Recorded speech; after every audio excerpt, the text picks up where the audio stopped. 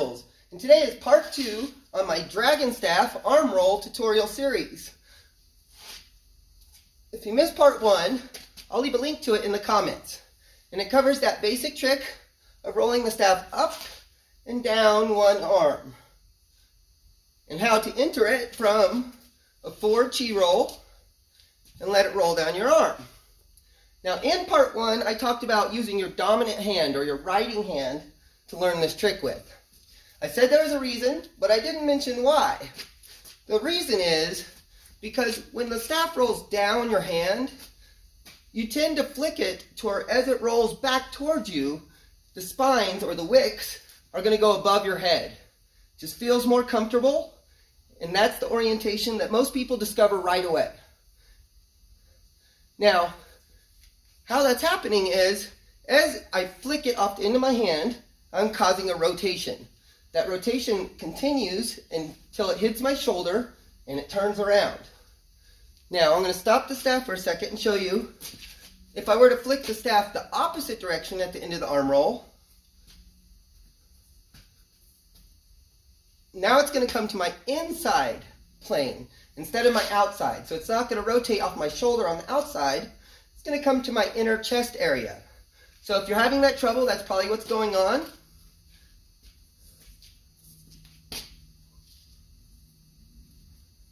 It's really neat though. So if you got one direction down and you're able to do a one arm roll, you flick it and you're able to control it, the next thing you want to try is stopping it and flicking it that opposite direction and letting it roll to the inside of your body instead of the outside. One more time. So it can cause a lot of neat combos to happen, and this is all based off that one trick, the arm roll. That's why I'm doing a series based on this trick. Okay, so now that we learned about the direction changes on an arm roll and how it can cause the staff to either go to the outside of your body or the inside of your body, we're going to learn about one-arm chi rolls. Because it's the other one-arm move that's similar to a one-arm roll. And if you remember in part 1, I may have showed how you can bend your elbow and create a little hill as it's doing the arm roll. Now, that's the basic concept with the one-arm chi roll, except the staff is not going to rotate around in a circle. It's just going to stay straight, rolling in one direction.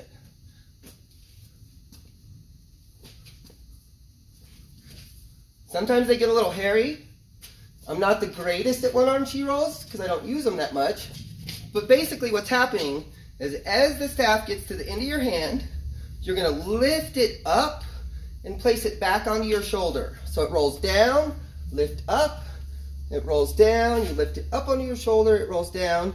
When you do that, make your chicken wing so it gives it an area to land that's a little wider, because if you get off center on one-arm chi rolls, they go pretty wild.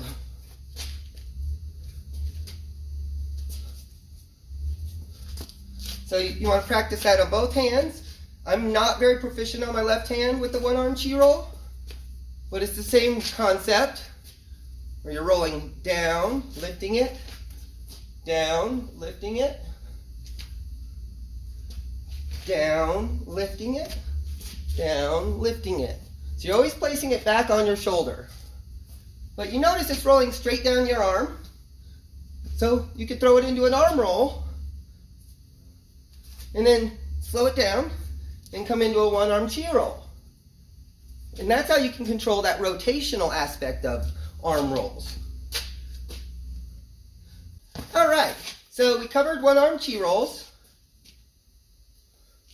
One thing I didn't mention is when you're learning these, kind of a system, you can pinch the end of your staff here, really get into that fluid motion, and then once you feel comfortable, you can start taking this hand away, and you'll be doing that one-arm chi roll in no time.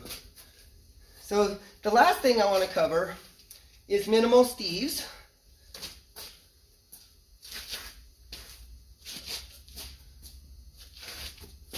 And I want to include these in that tutorial because it's basically two arm rolls connected together. And the easiest way to explain how to get those to work is to show you my back as I come around, and how when I put my two arms out, my shoulder blades are going to come together right here. And it creates a flat plane from one arm across my shoulder blades to the other arm. Now the staff is rotating because it's coming off your arm roll and onto the other arm. So if you try to match the rotation of the staff, it's going to stabilize your minimal Steve.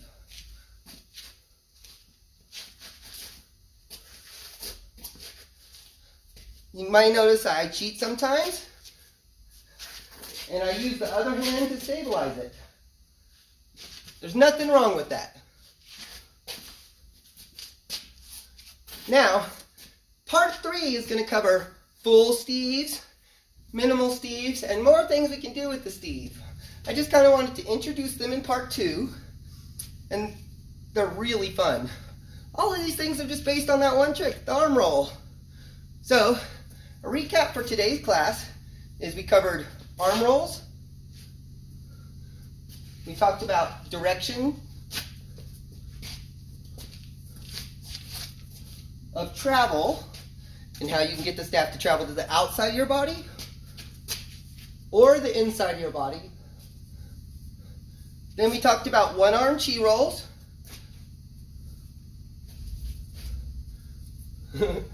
Gets away from me sometimes too. Like I said, you can assist it out here as you're getting that balance down. But the one-arm chi roll, it's very helpful, and it's also an arm roll. And the last thing is I just kind of touched on minimal Steves because that'll be part 3. I hope you enjoyed this. I hope these are helpful. I'm really having fun making them, and I'm getting better at teaching by making these videos. So you guys are assisting me as I assist you, and there's all love all around.